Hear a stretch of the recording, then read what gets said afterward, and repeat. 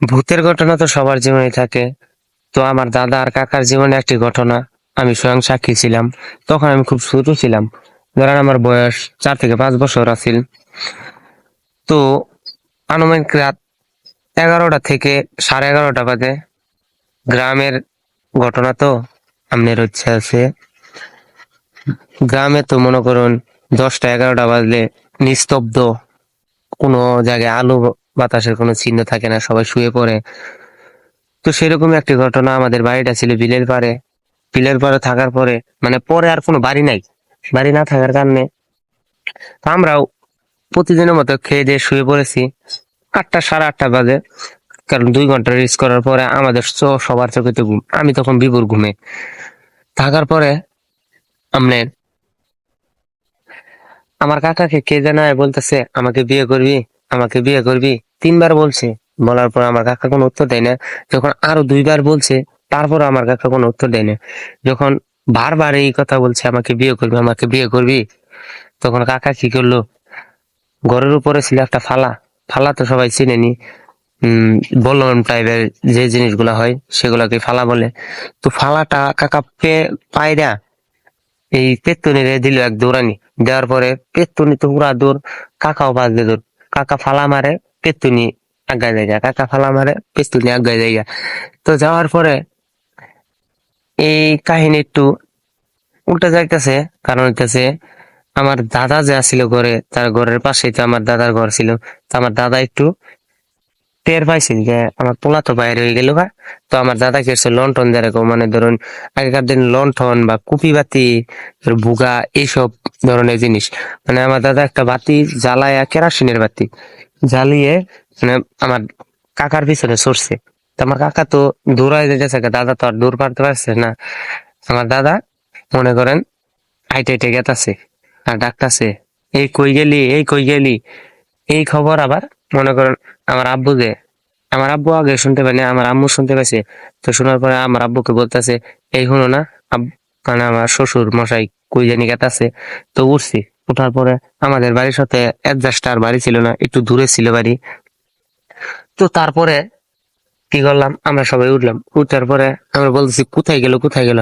আব্বুকে, আমিও উঠছিলাম তখন। তো আব্বুকে বলতেছে তুমি যাও, আব্বু বলতেছে কোথায় যাবো আমি, আন্ডা কোনটা তো কিছুই দেখা যাইতেছে না। পরে বাবা আর 4-5 জন লোক হইলো, তারা নিয়ে আর আব্বা আমার আব্বুকে নিয়ে তারা পিছন ভাই ছুটলো। ছুটার পরে আমার কাকা কি করছে, সব মানে সব বন পার হইয়া ঘুইরা ঘুইরা এই পেতনিটা মারতে পাইতেছে না, ঘুইরা টুইরা হ্যাঁ বাড়িতে আইছে। পরে আমার আব্বু আর গ্রামের কয়েকজন আছিল, তারা কিছুক্ষণ যাইয়া দেখতেছে যে তারা আর পাইলো না। পরে ওরা ঘুরে উঠছে, আর পরে দেখতেছে আমার চাচা আইছে, কিন্তু আমার দাদা আয় নাই। পরে চাচা বলছে, এই তুই যে গেলি, আব্বা যে তোর পাশে গেল, আব্বা কোথায়? তো চাচা বলতেছে কই আমার পাশে আব্বা গেল, আমি তেল লাই গেছি। পেতুনি আমার এই যে প্রতিটা দিনে এবার জ্বালা, তাই যে দিছি দৌড়ানি। তো সাহস নিয়ে বলতেছে আর কি, কালো টাইপের মানুষ তো অনেক সাহস ছিল। আর গ্রামের মানুষ বলতে তো অনেক সাহসী মানুষ। তো দাদারে আর খুঁজে পাইতেছে না। পরে সবাই বলতেছে দাদা কোথায় গেল, দাদা কোথায় গেল, একটা চিল্লা বিল্লা আরো লোকজন জড়া হলো। পর দাদারে বিছাবার লাগিয়া আমরা আবার ছুটলাম বন্ধ। তো পুরা জমি বন সব বিছাই পারতেছি, মান্দা বিল সব বিছাই এলাম, কিন্তু দাদারা ভাগাইতেছে না। এই দাদা কই গেল, সবাই তো আতঙ্কে চিৎকার কান্নাকাটি, বই হয়ে গেছে, কি কুমার মর্মান্তিক ঘটনা। তো দেখা গেল কি, সবাই আমাদের উঠানে বসলো, বলে যে দাদারা কইতে নিয়ে যাবো, অন্তত আর পাওয়া গেতেছে না, বিছাই আর পাওয়া গেতেছে না। পরে কি করলাম, সবাই মিলে আরেকবার যাইলাম, মানে যে যে টাইপ দিয়ে গেছি সেই টাইপ দিয়ে আরেকবার গেলাম।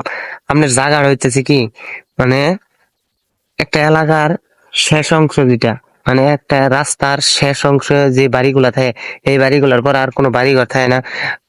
জাস্ট 2-1টা গাছ গাছালি থাকে। সেই গাছগুলোর মধ্যে আগেকার দিনে কি করতো, ফাঁস টাঙ্গাইতো, বিষ খাইতো, এইসব এইসব মানুষে এই অপকর্ম গুলা কইরা সেখানে মানে মৃত্যুবরণ করে। ওই তাদের বয়ে ওই জায়গাগুলোতে কেউ যায় না। তো আমরা রাত প্রায় 1টা বাজে সবাই যাই, যায় দেখলাম কিন্তু নাই, কোথাও নাই। পরে চিল্লাবিল্লা করতেছে বাড়ির উঠানে, দাদা কই গেল, দাদা কই গেল।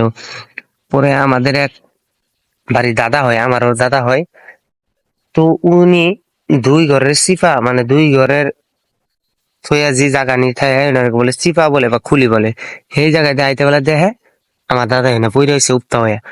তো উপতা হয়ে পড়ে রয়েছে এই যে এই জায়গায়। পর সবাই চিল্লাবিল্লা করে দৌড়া উঠানের ভিতরে নিয়ে এলাম, নিয়ে দেখি ততক্ষণে সে মারা গেছে। ভাই, একটা চিহ্ন আছিল না তার গায়ে।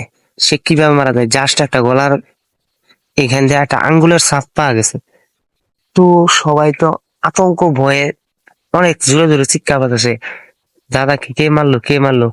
জাস্ট তখন আমাদের এলাকার ইমাম সাহেব মুরব্বী তিনি বলতেছেন যে তোমার চাচা যখন ওই জিনকে তারা তারা দিয়ে দিছে, সে তো আগে গেছে গিয়া। তোমার বাবা যখন ঠার পেয়ে পিছন দিকে বাতি নিয়ে যাইতেছিল, তখন মনে করো তোমার দাদার ওই বাতিটা জিনে পানি হিসা দিয়া নিভিয়ে দেয়। নিভিয়ে দেওয়ার পরে তোমার দাদাকে এই জাতাজাতি করে তারা মেরে ফেলেছে। তখন সবাই তো অনেক, মানে কি কম, অনেক চিৎকার কান্নাকাটি, এত কান্নাকাটি ভাই। ওদিকে আমার জীবনে খুব কষ্টের একটা দিন গেছে ভাই, কি কম। তারপরে মনে করো সবাই আর কি করব, এরকম অবস্থা। তো কেউ খায় না দায় না, দাদা তো মাটি দিলাম, খায় না দায় না। বাড়িটা নিঃসুপ নিরাকার হয়ে রয়েছে, কারণ এমনিতেই একা বাড়ি, তারপরে এমন একটা মর্মান্তিক ঘটনা। তো কেউ মনে করুন খায় না দায় না। সন্ধ্যা কি আসরের আজানটা দেওয়ার লগে লগে বাড়িটা যেমন এমন ভার নিশ্চুপ হয়ে যায় গিয়া, বাড়িটার ভিতর থাকাই যায় না। তো আমার মা বলছে যে আমি বাপের বাড়ি চলে যাব, ভাল লাগতেছে না। তো আমার মার সামনে কিছু একটা দেখা দিচ্ছে, মানে উল্টা পাল্টা কাজ করতেছে। তখন তিনি বললো আমি আর এই জায়গায় থাকবো না। আমার বাবা বলতেছে তুমি যদি এই মুহূর্তে যাও গা, তো আমি একা একা বাড়িতে কিভাবে থাকবো, আমার ভাই আছে, আমার মা আছে, এরা কেমনে থাকবো। তো এই কথা চিন্তা করে আমার মার বাপের বাড়ি যায়নি, তো আমার এনে সেইখানে থাকে। তো আমি কি করলাম, একদিন, মানে দাদা মরার 2 দিন পরে, 2 দিন পরে আমি গেছি, মানে কলপার, মানে যেটা যেখানে কল পোতা থাকে, মানে কলপারও গেছি আমি গোসল করবা একাই। মা বসে রান্না করতেছে। কলপারে গেলে জাস্ট কলপারের নিচ দিয়ে, মানে পুকুর, আমাকে কে জানি ঠ্যাঙ্গ ধরে পুরো টেনে নিয়ে যাচ্ছে। তো আমি আর কি করব, অনেক জোরে চিৎকার দিলাম যে মা মা, আমার কারণে টেনে নিয়েছে। তখন মা, বাবা ছিল ঘরের পাশে পিছনে, টালের কাজ করতেছিল, দৌড়ায় আসে। আসার পরে আমাকে দেখে আমি অতক্ষণে পাহাড়ের ভিতরে পড়ে গেছি। তো আমার তোলার পর আমি অজ্ঞান হয়ে যাই।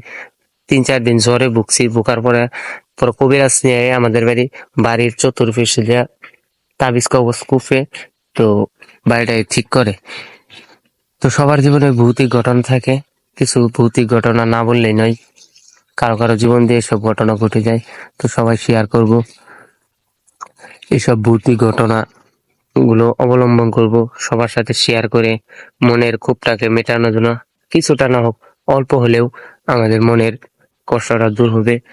তো আমাদের জীবনে এই ঘটনাটা ঘটে গেছে, আর কারো জীবনে যদি কোনো ঘটনা থাকে, তাহলে জেমস বাবু এই ইউটিউব চ্যানেলে এসে বলতে পারেন।